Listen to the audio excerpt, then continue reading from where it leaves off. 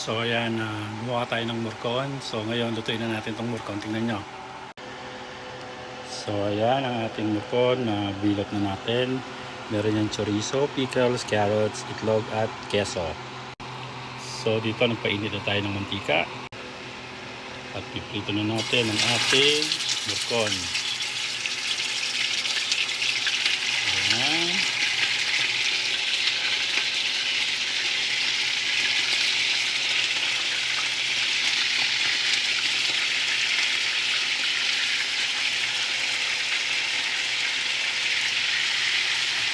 Ayan.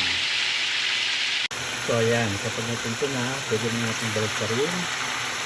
Ayan. Diba? Ito lang natin yung kabilang side. So ayan yung side niya kapag natinto na.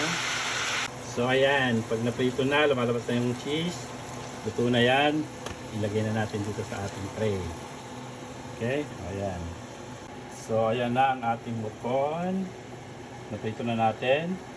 So dito naman sa pinagprituhan niya, magigisa tayo ng bawang, yan, onion, tsaka green and red pepper. Mas meron tayo dyan chopped tomatoes. And then yung pinagbabara ng murkon kanina, yung soy sauce and lemon, bay leaves and black pepper. So ang ginagamit natin, instead of tomato sauce, ginagamit natin ay pasta sauce o yung pang spaghetti, marinara. And then meron tayong black pepper dyan. So ayan, dito pwede na natin isa ang ating bawang, ang ating garlic. Ayan, dito lang natin siya. Ang sarap nito, yung pinagprito mismo ng baka, no? Malasang malasa talaga.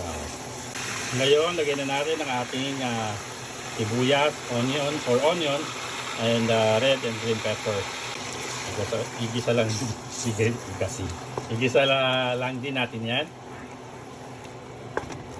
Sarap po, di ba? Then lagyan na natin ang ating chopped tomatoes. Igisa din natin yan. Then lagyan na natin pinagbabara ng karne, yung toyo at saka lemon.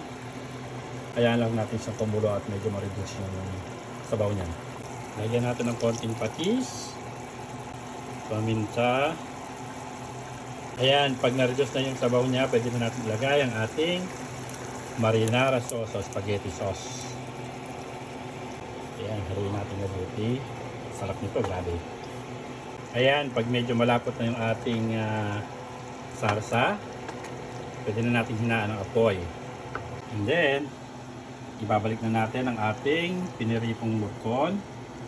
At iyan isi-simmer natin ng 30 minutes.